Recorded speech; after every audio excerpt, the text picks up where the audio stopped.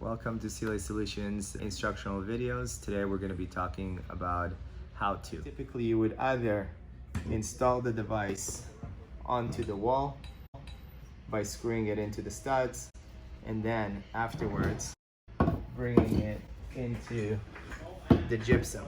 So the idea here is that you always want to bring this surface here flush with the gypsum, allowing the extra lip here, so when they're mudding, it gives them more space to level everything in place.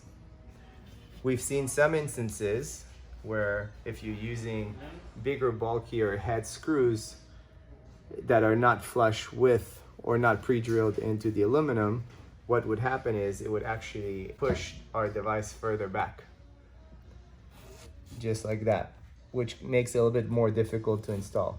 In this instance, there's two things you can do. You can either adjust the brackets in the newer model to the 3/4 that will allow you to bring it flush, or you can actually do what we're doing here, whereas using the screws and screwing through the front of the drywall into the bracket, just like when you're mudding in standard drywall.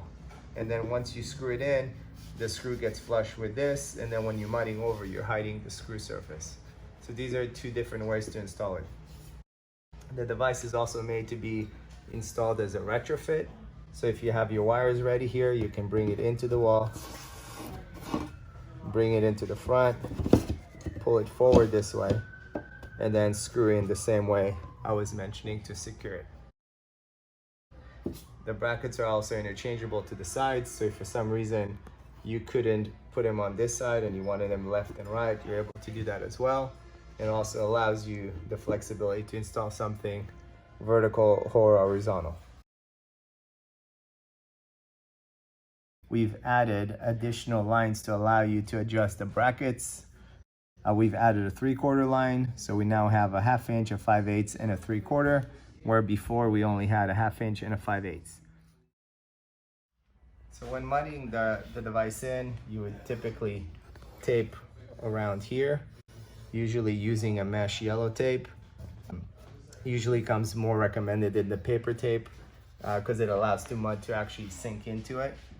And then once you mud it in place, the better it is. It allows you to really just make sure you have plenty of mud around, and allows you also to level the wall. So the idea is always to create multiple layers and stretch them as far as possible so you can create a more even surface. And then once sanding it down, it allows you to really see where the unevenness is.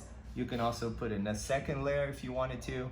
And then once you level it all and sand it down, you're able to just paint it or texture it the way you want. The center is already pre-finished, so all you have to do at that point is just simply paint it. So when installing the product, it's always nice to put some blue tape to protect the inside since it's already level 5 finished. There's really no need to go on the inside since this area is already level 5 finished and it already has the perfect reveal around it. So when mudding and painting, it's always recommended to simply do it around the perimeter and try to protect the center of this as much as possible. Because if you do puncture it in some way, it's a little bit harder to get it perfectly level like it is now. So just stick to the perimeter and try to maybe cover or tape the inside until it's ready for paint.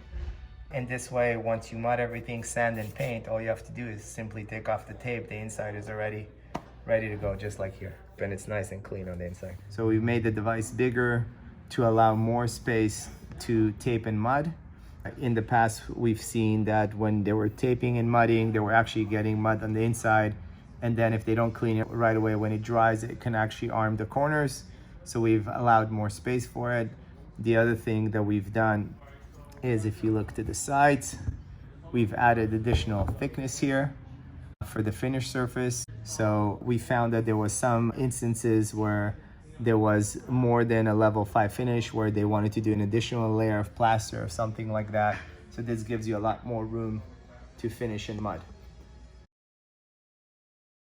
Our new 2GR model, our standard models, which are the 1Gs, 2Gs, 3Gs, and 4Gs, always had a metal electrical box that was mounted through the back and delivered this way. Some of the situations that we've seen is if somebody does not make sure that the box is fully centered, it could be a little bit more challenging to be able to align the device because you don't have access to the back box after installation. So some of the requests that we've had is that we had access through these boxes through the front.